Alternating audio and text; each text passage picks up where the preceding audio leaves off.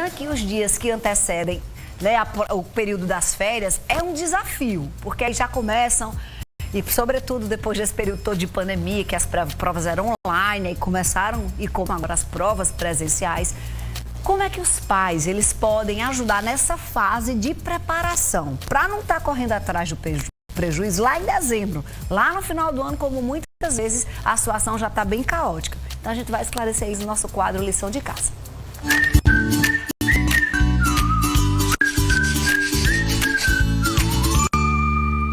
Fabiana Sena ontem arrasou ensinando um pão italiano recheado, menina. Além de tudo, ainda é uma chefe gourmet. Boa tarde, Fabi. Boa tarde, Fernandinha. Que chefe!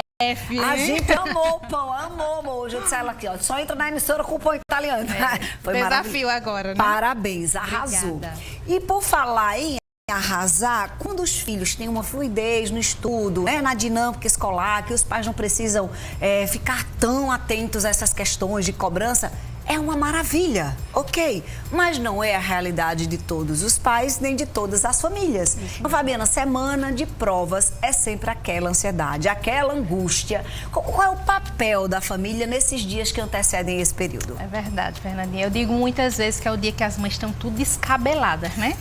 Porque acaba ficando realmente esse papel ali da mãe, tá estudando, parando com a criança ou com o adolescente para fazer esse momento. Sentar junto ou não sentar junto? Orientar e acompanhar ou deixa a criança fazer sozinha? Qual a melhor maneira dessa preparação? Olha, eu sempre sou daquela parte de incentivar a autonomia, tá? Quanto mais a gente trabalha desde cedo com o nosso filho, a autonomia, todas essas questões de estudar para a prova vão sendo mais leves. Porque eu acho que a gente precisa trabalhar sempre, educando, gente, ensinando, repetindo, né? E sim, quando você desenvolve a autonomia dele de fazer a tarefa sozinho e de você somente fazer aquela checagem, isso também você já está ensinando ele a estudar. Então, é essa demanda que a gente vai trabalhando também com a criança, sabe, Fernandinha? Então, por exemplo, qual é a dica que eu dou? Não deixa para a última hora, tá? Não dá para simplesmente também a gente gerar essa ansiedade no adolescente e na criança, porque a ansiedade é nossa e a gente acaba passando, de dizer assim, olha, semana que vem é prova, então vamos deixar para estudar tudo de uma vez. Não é dessa forma. Quanto mais diariamente nós fazemos com que o filho façam as provas, aliás, façam as tarefas, né? Estude um pouco daquilo que já está sentindo dificuldade na tarefa. Então, se tem um conteúdo que chega no dia da tarefa e você percebeu que ele teve dificuldade, para um pouquinho, estuda mais com ele sobre esse aspecto, porque isso vai ser cobrado numa prova. Então, não vai precisar que você, no dia da prova, esteja tirando todas essas dúvidas. Quando chega essa semana de prova, né, que você diz assim, mas Fabiana, como é que eu faço, né? Organiza o horário direitinho do estudo, né? Então, é interessante o quê? Se você ainda não conseguiu trabalhar a autonomia com o teu filho, senta junto, tá? Mas uma dica que eu dou a você é o seguinte, não estude pelo seu filho, porque muitas vezes, sabe o que acontece? A mãe tira 10 e o filho tira a nota baixa, tá? Porque você aprendeu tudo, mas teu filho não aprendeu nada. Então, quem tem que estudar é ele. Você está ali para orientar. Porque muitas vezes, quando eles vão fazer uma leitura de um texto, eles não conseguem ainda observar quais são as partes importantes desse texto, que de repente é aquilo que vai ser cobrado na avaliação.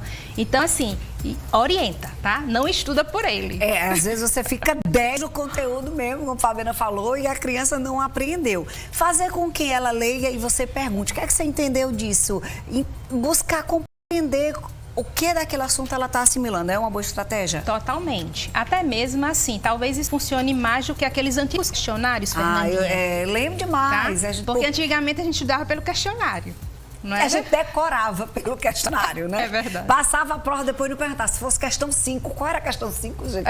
Eu já fiz, né? Já foi. Então, assim, quando você pergunta ao teu filho sobre algo, né, que foi lido ali, que ele tenta trazer do raciocínio dele, o que ele aprendeu de fato, para poder te dizer, isso ajuda demais.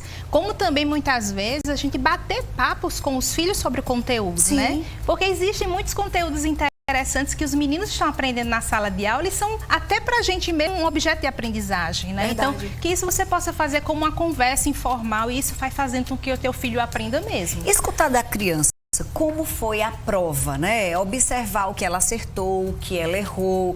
Também são condutas não para o momento que antecede, mas para o pós, para entender onde foi, porque às vezes ele até estudou o assunto, ele estava sabendo, mas não compreendeu a pergunta que estava lá na prova. Então, o que foi depois da prova também é importante, né, Fabiana? Sim, eu vejo que essa tem duas ações muito importantes que isso acaba desencadeando. Uma é você demonstrar que você está participando diretamente da vida do teu filho, né? Então, isso é muito interessante. Teu filho vai amar saber que você está achando importante essa ação que você está fazendo.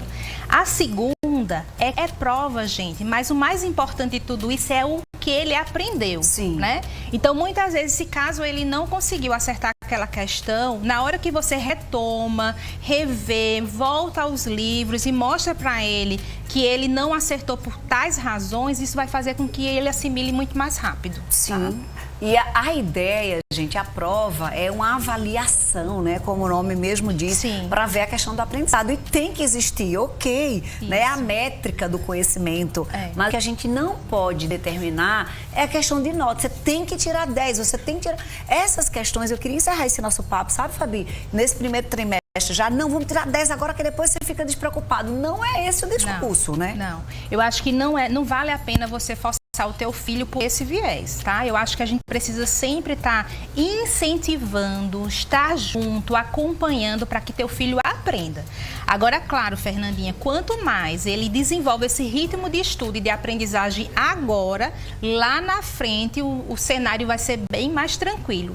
Para você e principalmente para o teu filho. É sobre isso. Nas redes sociais tem muito assunto da Fabiana postado sobre como ajudar os filhos nos mais variados aspectos educacionais, tá? Tem sempre postagens bem interessantes, tá? E ó, o lição de casa da semana passada postado. Tem muito conteúdo legal. Fabiana Sena Monteiro, tá? Segue lá que tem muito conteúdo importante para você melhorar e ajudar no processo educacional dos seus filhos. Fabi, obrigada pelo papo de hoje, obrigada pela receita de ontem. Obrigada. Bom restinho de semana para você, viu? Obrigada. Falei de Fabiana, deixa eu falar do Colégio Vila, gente.